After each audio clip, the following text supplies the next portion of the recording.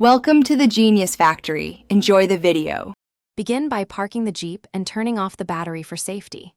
Use a Torx T25 driver and a flat trim tool to carefully pop off the plastic end cap and remove the 3 visible screws and any retaining clips. This step takes about 10 to 15 minutes. If the visor has a lamp, unclip and note the wiring harness orientation and connector type. Visually inspect the hinge and mounting bracket for cracks, bent metal, or stripped threads so you can decide between repair, rivet replacement, or ordering a new assembly. If the hinge pin or rivet is broken, center a 1/4-inch drill bit on the rivet head and drill it out while supporting the bracket to prevent damage. Replace a drilled rivet with a #8 blind rivet or an M5 bolt and nylon insert nut, using thread locker-on bolts if appropriate. If the metal mounting bracket is cracked or threads are stripped, replace the bracket or the entire visor assembly to restore proper alignment.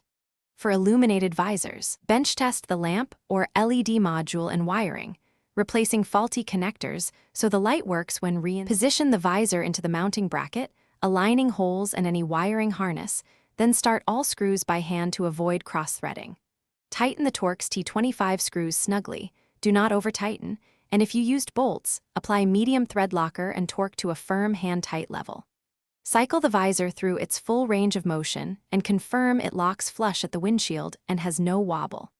Reconnect the battery, test any lamp function, then perform a 10-minute road check, listening for noise and ensuring all fasteners remain secure.